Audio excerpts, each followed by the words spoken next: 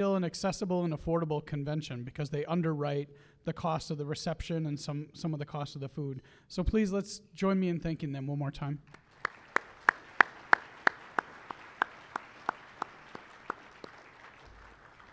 So I do sit, my office is at UW Stevens Point in the College of Natural Resources, and we regularly, obviously, educate undergraduates. And in fact, tonight there's going to be an award ceremony for the College of Natural Resources scholarship recipients and some of our outstanding faculty and staff. A few years ago, a gentleman named Mr. Dreyer from northern Wisconsin, some of you might know him from Bayfield County, Roger Dreyer, decided that he wanted to establish a scholarship account at UW Stevens Point to help support undergraduates who are working towards degrees that would have them basically being the new part of the workforce out here. And we do occasionally, regularly solicit contributions from people like you to support the scholarship fund. We are hoping to build an endowment that could essentially fund these things for a very long time. Up on the screen here, you see the two winners of the most recent scholarship year, Brendan Elwer and Natasha Trush. And we're excited to be able to continue to support students as they work in the natural resources field. I do need to reflect on and point out that we are on lands that maybe we didn't rightfully obtain, that arguably we stole from Native communities. This happened before I was here and any of you were here, but it doesn't make it any more fair or just. So let's recognize the fact that this land that we call Wisconsin now was really the native land of many different people. And we'll get to hear more about that, I believe, from our luncheon speaker. I do want to point out that the UW Stevens Point has been trying to take actions beyond just words, beyond just land recognition, to try to atone for some of the past. What you see here is a new mural. I'd encourage you all to go to UW Stevens Point and check this out. This is created by a Ho-Chunk artist, and it's meant to reflect some of the pains of the past, but also the hopes of the future. This was one of the commitments that the university made about a year ago, and it was particularly poignant because we were recognizing that parts of the campus, most likely, as far as we can tell, sit on top of a gravesite. A place of tremendous cultural value and importance. And so it would only be fair for us to recognize some of that and to help heal some of the wounds. Our campus is also working to provide recommendations for opportunities to integrate indigenous tribes, territory, and culture into the curricular and co-curricular components of the UW Stevens Point. Historically, it has not been very well integrated in. And we're also working to fund a permanent memorial and provide scholarships to support Indigenous students and provide their access to UW Stevens Point. These are all efforts. There may be small efforts, but we are working towards the right direction. It's in the spirit of that we're really excited to have Kris Goodwill joining us.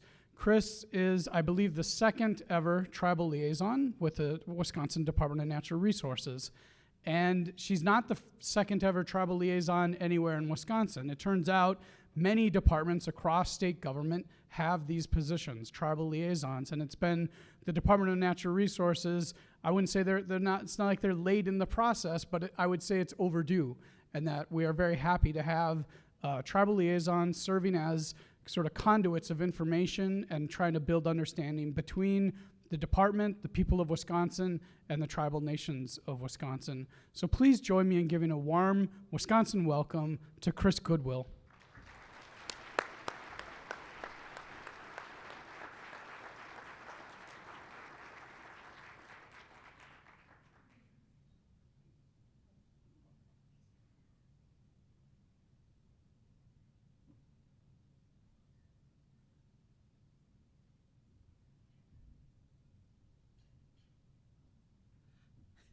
Good afternoon, everybody. I'm Kris Goodwill.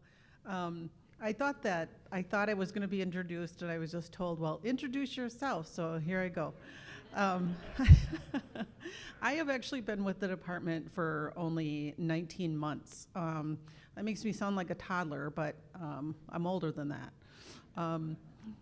When I went to law school at UW Madison, and once I got out of law school, I went and worked for the Oneida Nation by Green Bay. After that, I worked there for about 4 years, and then I moved west, met my husband, and I started working for the Courte Ojibwe band, and I worked for them for about 13 years on and off. And then in there, in one of those breaks, I went and worked for the Ho-Chunk Nation for about 4 years. And then I went back to my own tribe. I'm an enrolled member of the Menomonie tribe, and I went back and worked as a judge for about 2 years. That was an eye-opener, and then that is a very busy court system. And then I also worked for the Department of Transportation as an environmental analyst and as a contracts person, and now I'm with the DNR as a tribal liaison. So I am going to pull up my PowerPoint.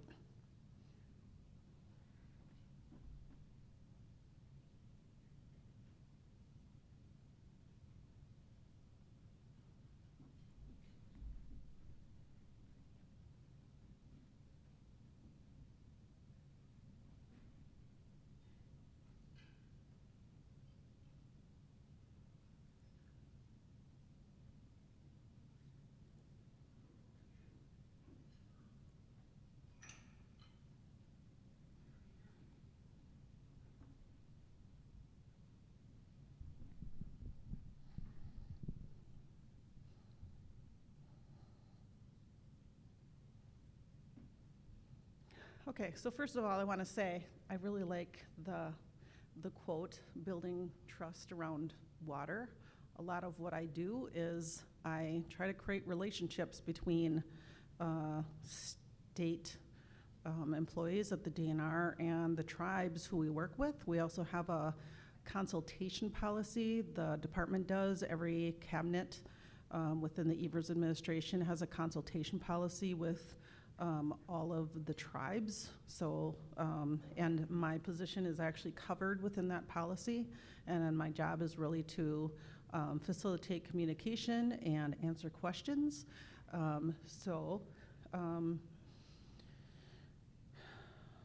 want to move into talking about some of the history of tribes. I can tell you, I was just telling somebody at my table a little while ago that I grew up in Suring, Wisconsin, which is about maybe 10 miles off the Menomonie Indian Reservation. Both of my parents grew up on the reservation. And so I grew up like hearing them talk about things like different land types, differences in taxes, talking about the tribal government. But I never learned about Wisconsin tribes going to Suring public school. And I still like Suring, don't get me wrong. I'm still friends with my high school buddies. But I didn't learn about Wisconsin tribes there. And it took me to get to law school and take federal Indian law with Richard Monette, where he taught me all of this, and my whole world kind of opened up. So if you want to blame anybody for me being here, you can blame Richard Monette for teaching me all of this and opening up my world.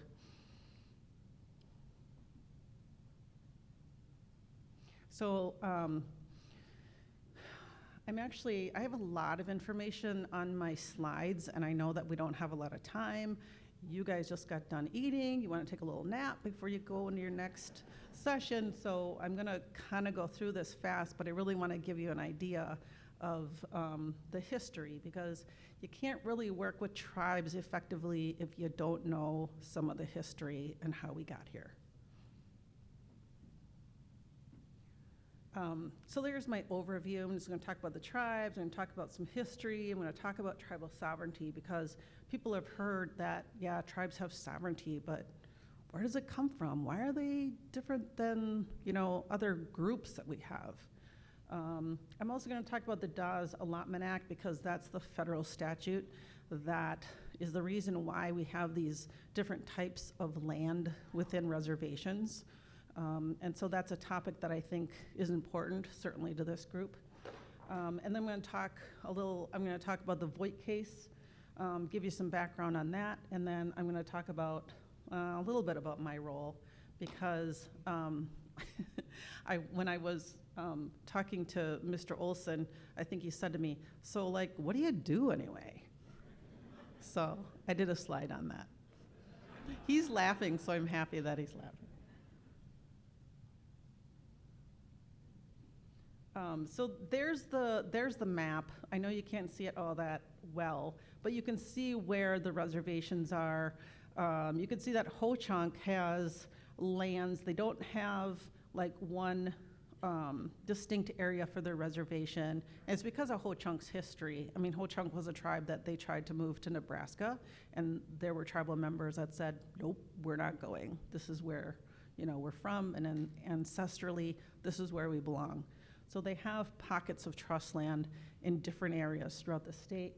That is also true of St. Croix, but they're more centered in that western part of the state. And then you can see the other larger reservations.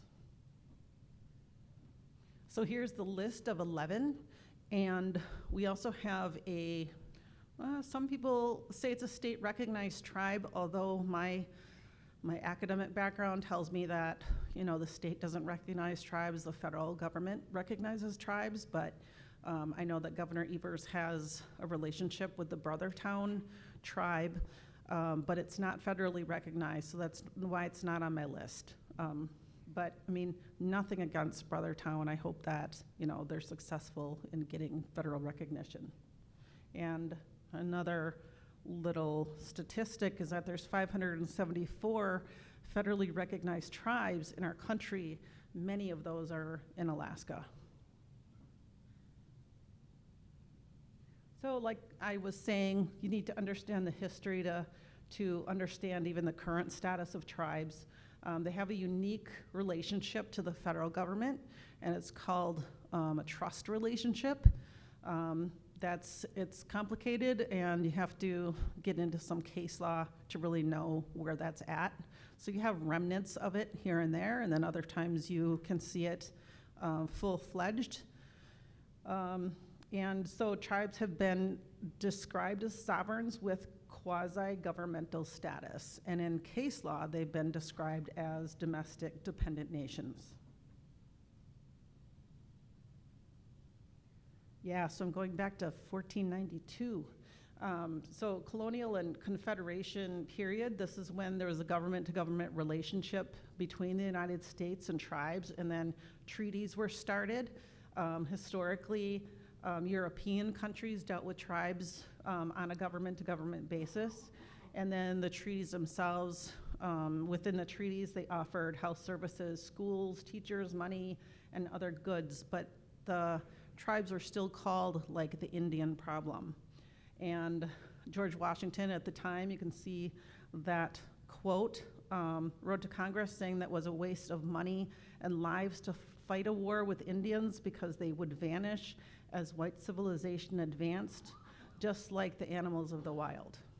So thank goodness we still have animals of the wild and also tribes. So what you see too in federal Indian policy with the federal government is that there's really low periods, and then there's some more positive periods, and then it goes down again, and then it goes up again. So you'll see that pattern in these different policy eras. So this is the removal era. Andrew Jackson was very hostile to the tribes, but at the same parallel time, you had the U.S. Supreme Court establishing the Marshall Trilogy. And those were 3 cases, and that's later on in my slides, but that is the start of creating constitutional concepts of a federal Indian relationship within the United States. It also talks about the discovery doctrine, which brings the tribes out of like an international plane and into the United States. And at the time, they said state law is inoperable within the boundaries of the reservation. So it's also the time of the removal era. So this is like the time of the Trail of Tears. You also have, like I said, you have what I talked about with Ho-Chunk, and that's why you have the Winnebago tribe of Nebraska.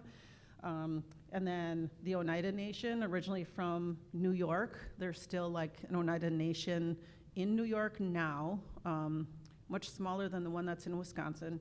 And Stockbridge is also from New York, but they're moved west, and they have reservations in Wisconsin.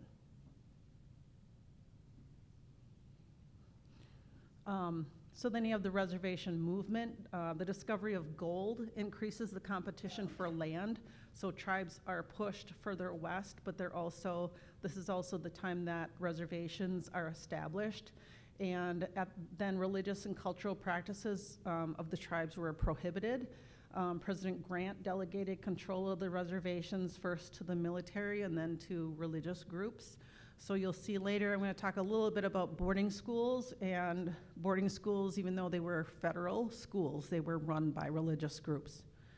1887 to 1928 is the allotments and assimilation era, and this is the time of the Allotment Act of 1887, also called the Dawes Act.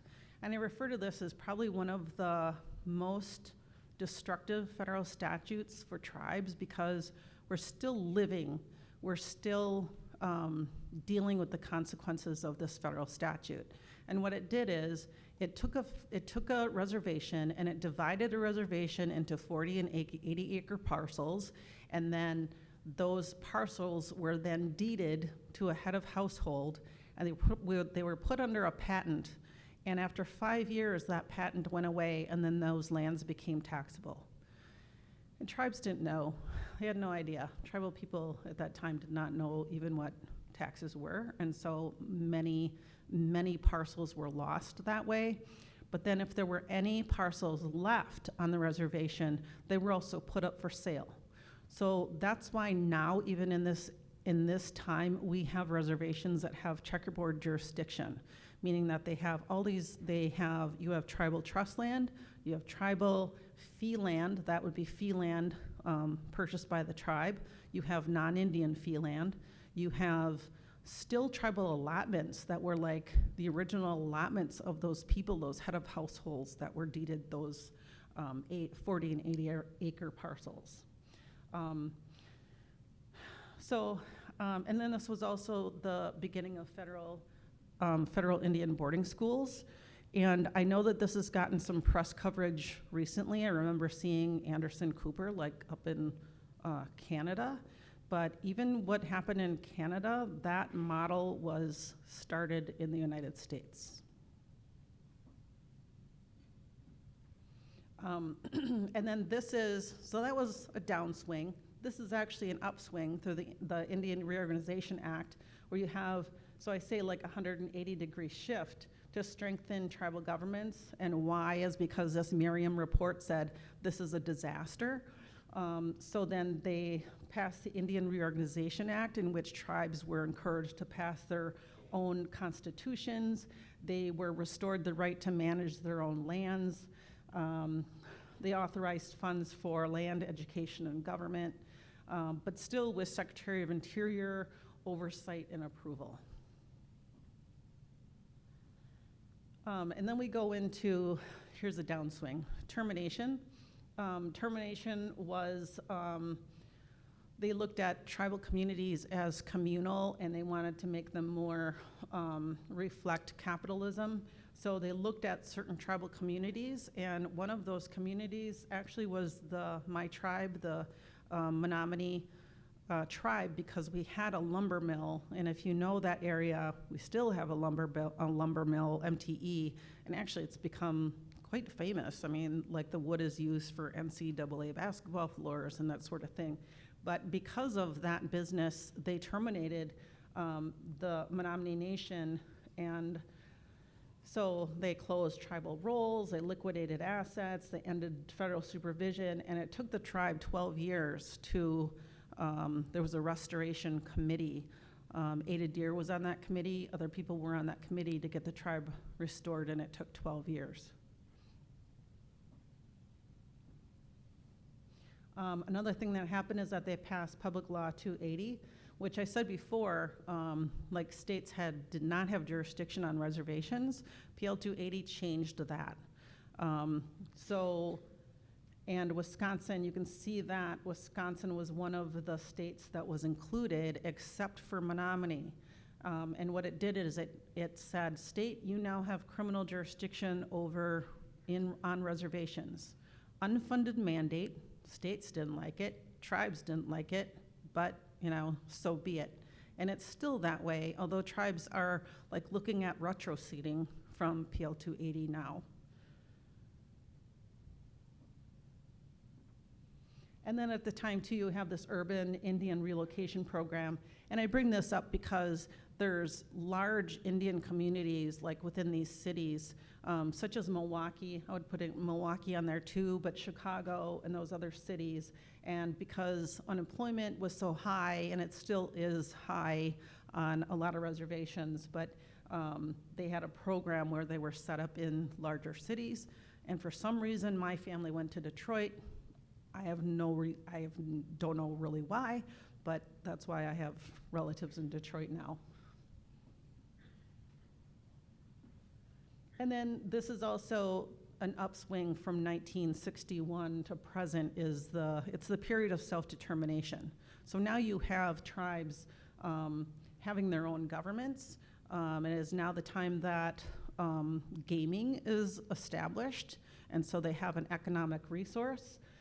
It's also the time of the Indian Child Welfare Act of 1978. I'm going to go further into that in a little bit. You have the Tribal Law and Order Act, which helps tribal courts and helps them to prosecute crimes on the reservation themselves. NAHAS does a Native housing, Native American housing, Indian health services, Indian education is within the BIA. You have a number of schools in Wisconsin, like K-12 schools on reservations, and then constitutions and courts.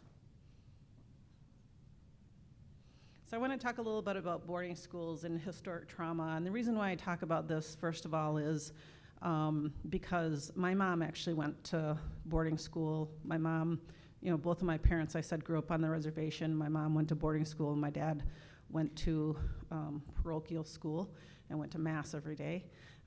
But my mom had to go to boarding school, so, she was living with her grandparents, and she was put in boarding school. So, and this was not, we're not talking about the Sound of Music boarding school. We're talking about schools where, they weren't allowed to go home.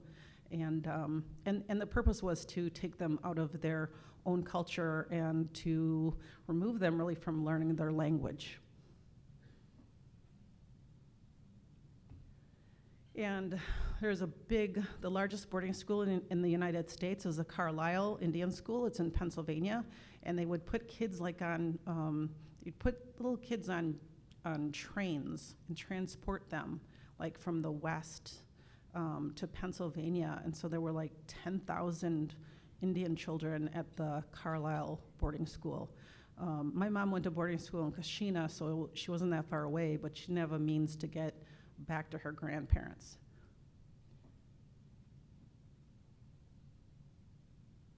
So here's some pictures, just because, pictures are worth 1,000 words. So here's some pictures of some kids at Carlisle boarding school that I talked about.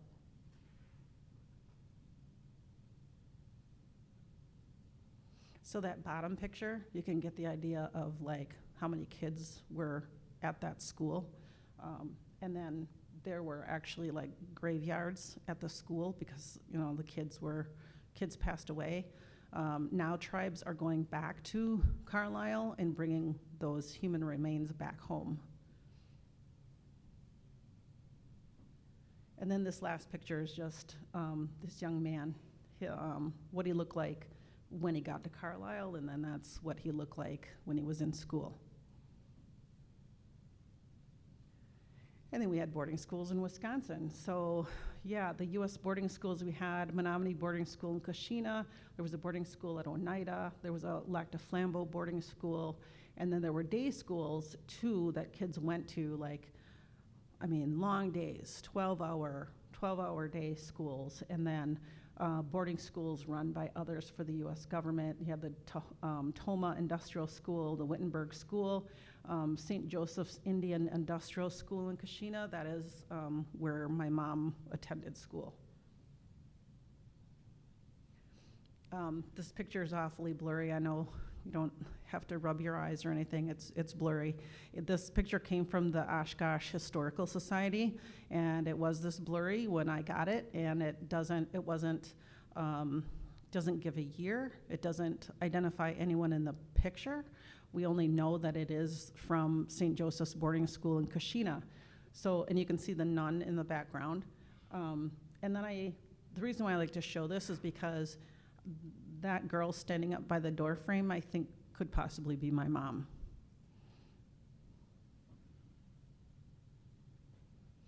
So the boarding school experience, you know, my mom's experience was kind of like being around somebody with PTSD. She didn't talk about it. And if you asked her, she would say, yeah, it was fine. And that was it. And she wouldn't tell you any more. But my mom had an identical twin, so we knew things weren't all that pleasant. And so they were just really told that, you know, they were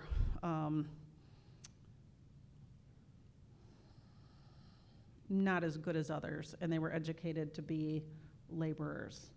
And I also worked on getting the Wisconsin Indian Child Welfare Act passed in Wisconsin, and we actually brought Indian leaders and Indian or tribal members to talk to the state legislature about what this experience really was.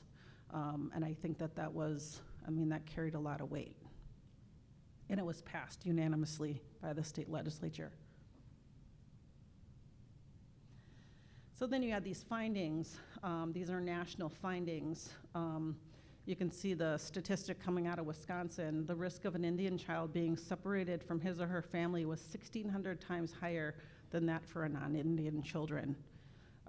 So these studies came out, and then that's when this really started the passage of the Indian Child Welfare Act, which is a federal statute. Then what we did is we Wisconsinized it, and then it was signed by Governor Doyle, I think, in, I want to say 2006.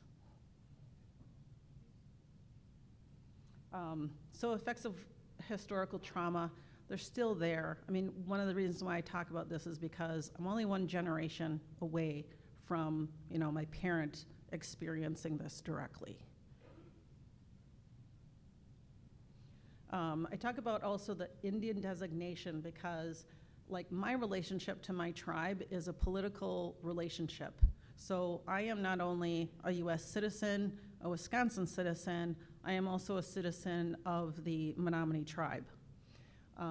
So that is different than, how do I describe this? If I go to McDonald's, like say after the conference, and they say, no, we won't serve you because you're Indian.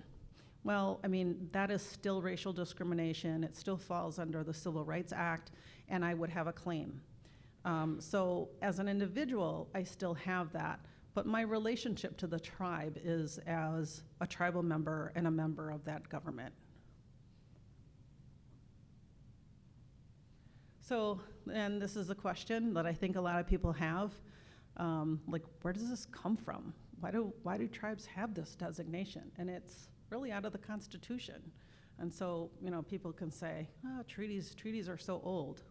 So is the Constitution.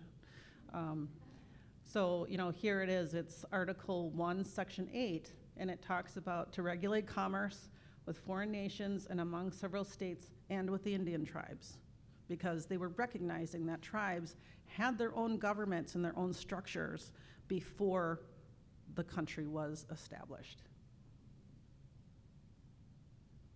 And then I talked about this before, the Marshall Trilogy. This is where we get the designation of tribes as governments, domestic dependents. So that's the Johnson v. McIntosh, and then you got Cherokee Nation of Georgia and Worcester v. Georgia. These are really the three cases that they're the seminal cases that set up the foundation of federal Indian law. So they established that by virtue of Aboriginal political and territorial status, tribes possess certain incidences of pre-existing sovereignty. So tribes don't get their sovereignty from the country. They have pre-existing sovereignty. And so that's an important distinction when, you know, you're dealing with tribes or want to know about tribes, have relationships with tribes. They pre-existed the United States. It is subject to diminution or elimination by the United States, but not by individual states. So the body of federal Indian law is really in federal courts. They have limited inherent sovereignty and their corresponding dependency on the United States for protection because tribes don't have their own military. So what can they do? What are their powers? They regulate their land, individually owned land by tribal members. They have laws, govern themselves, people on the reservation. And it goes broader than that. I mean, their interests, like especially in the area of environmental protection, is throughout the whole reservation. They have a say because obviously you all know about watersheds, and that cannot be defined through any kind of political boundaries. They establish courts, enforce laws, they determine their own membership, and they have sovereign immunity, just like the United States has sovereign immunity. Tribal membership, this is just a U.S. Supreme Court case that really established that the tribes have authority to say who their members are and are not. And even in this case, it followed like patrilineal clans, and the United States said, yep, that's their membership. So just to show you some of that sovereign authority. So, yeah, and this is what I was talking about before. This is the General Allotment Act, Dawes Act, and all those different categories of land. And we see that on almost every reservation in Wisconsin, less so the Menomonie tribe because we were terminated and then restored. So there's still some non-Indian fee land owned around like Legend Lake, but I think Menomonie owns probably 90% of the land on the reservation. So because of all of these different categories of land, and it's complicated, and when the tribe wants to do something like, say, lease out some of their land, they have to like actually go through the Bureau of Indian Affairs. So it becomes complicated, and it becomes a long process. And the result is you will go to a tribal community, and you will see a housing authority 4 miles away from the police station, and you'll see the police station 5 miles away from the tribal office, and you're like, why would anybody do that? You know, that's not how you see like little small town of Stirring I grew up in. Like, we have a downtown because somebody planned it out and said, this is where these services are gonna come from. Not on reservations, because they have to look at what parcels of land do we own and where can we put these services. So very big challenge as far as like land use planning. And so this is also known as checkerboard jurisdiction. And it is a challenge for tribes across the country.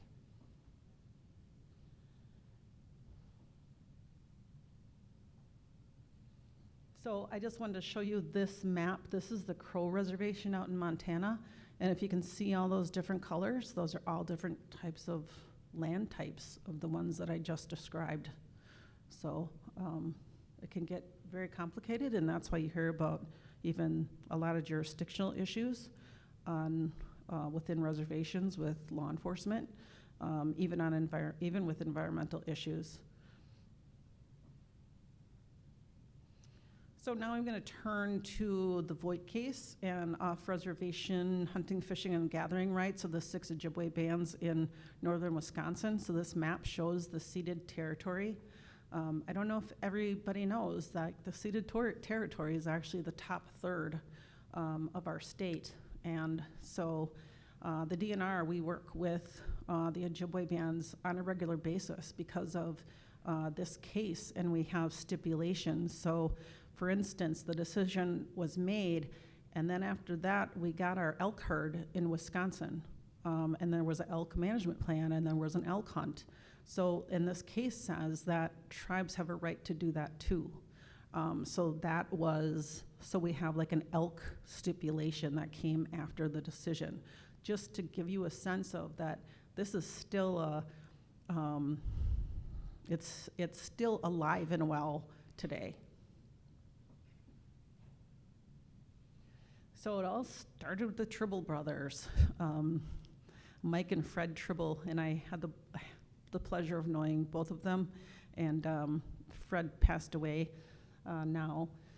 But what they did is they went out fishing on the Chippewa flowage, and a part of the Chippewa flowage is on the reservation and a part of it is not. So they went fishing off the reservation part, and they were spearing, and they got citations. So they were given citations, and the tribe then started a case and appealed their citations, and it was brought to the Western District, Federal District Court, Western District in Madison, and that judge ruled that the 1854 treaty ended their off-reservation treaty rights. If you were to look at that treaty, those rights are, they're pretty well established. I mean, there's not a lot of wiggle room that they reserve those rights in their treaty. So then they appealed to the Seventh Circuit, and the Seventh Circuit overruled the Western District and said, yes, they do have these rights. And then in 1983, the other Ojibwe band, so this was all started by the Courte Ojibwe band, and then the other 5 Ojibwe bands joined the lawsuit in 1983 and 1987. This is important. It said the state can regulate treaty rights in the interest of public health and safety, and if tribes establish their own regulations that are reasonable and effective for conservation and safety, state law would not apply. So, thus, the GLFWC, which is the Great Lakes Indian Fish and Wildlife Commission, was established for this purpose, was to set up regulations for tribes who were going to exercise their off-reservation rights. And in 1987, court ruled that they were entitled to make a modest living off the land. Then in 1989, they established the safe harvest rule for the number of fish that could be taken without depleting the resource. There's a wild rice stipulation that I work with quite a bit at the DNR, and that says if we take on or we're doing any kind of activity within the ceded territory, and if there's any kind of effect on a wild rice waters are identified. I'm sure many of you are familiar with that, but if you are on a water like that and somebody applies for a permit, we have an obligation to tell the tribes that this activity is going to take place. In 1990, court ruled that the Ojibwe were entitled to 50% of the permissible deer harvest.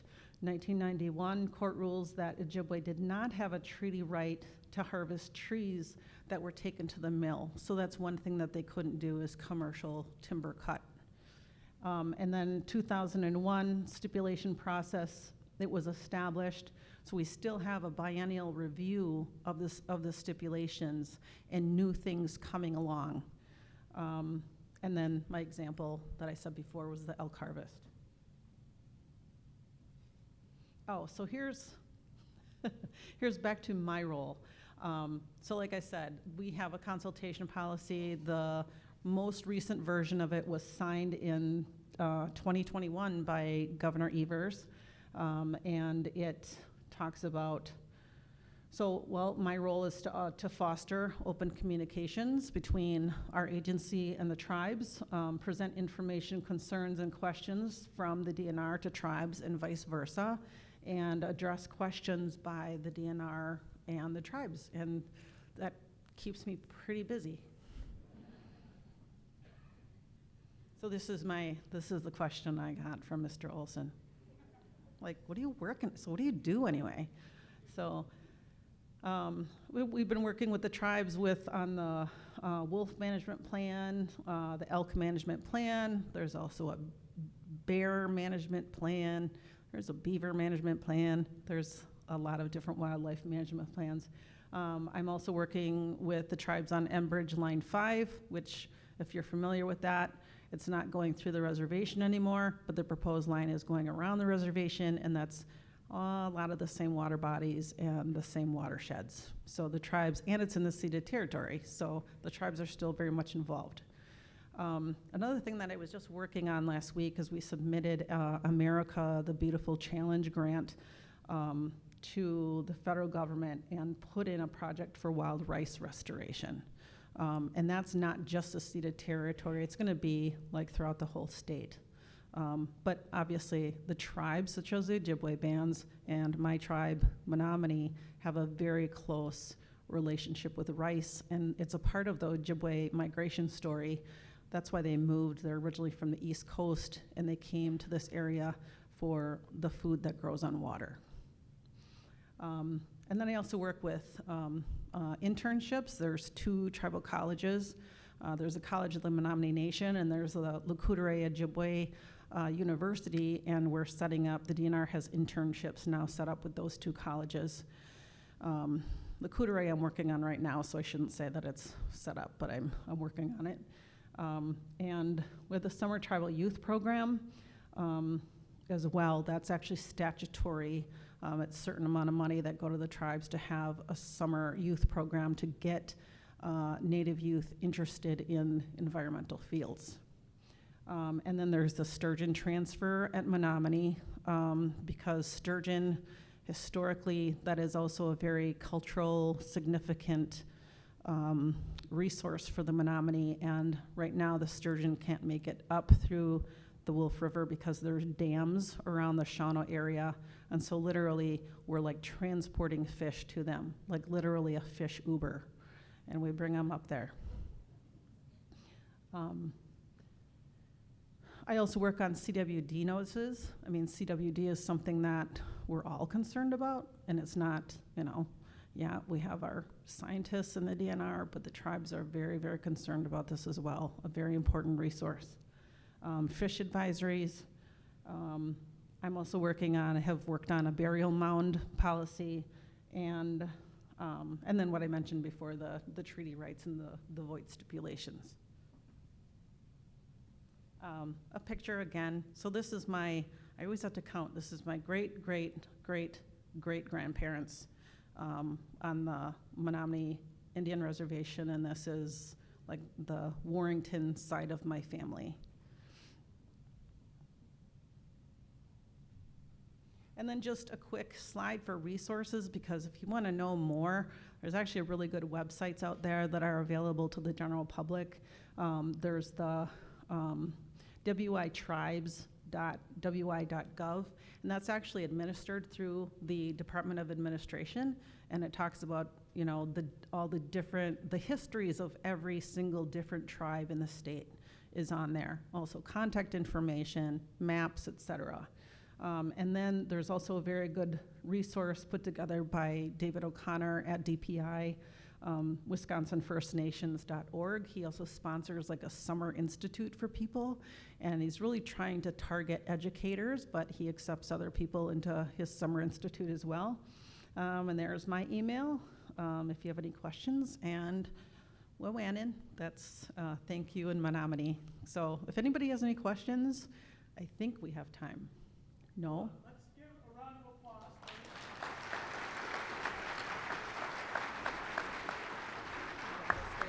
Yes, just for a second. Tell me again how it's pronounced. Wawanin. Wawanin. Did I do okay? Yeah. Wawanin. Thank you very much, Kris, for being here.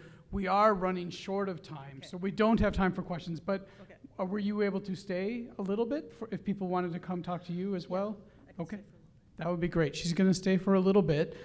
We are running a little bit past our schedule. I do want to make a couple of quick announcements. There were the drawings that were made for both the bingo and another thing. Go to the registration area to learn what's happening with respect to drawings. The next session will start probably in about 5 minutes. We'll be a little bit late, but we can make it up during the break this afternoon.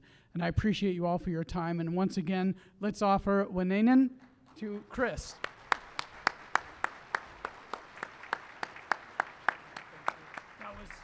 Extremely educational, like a lot of material. Thank you.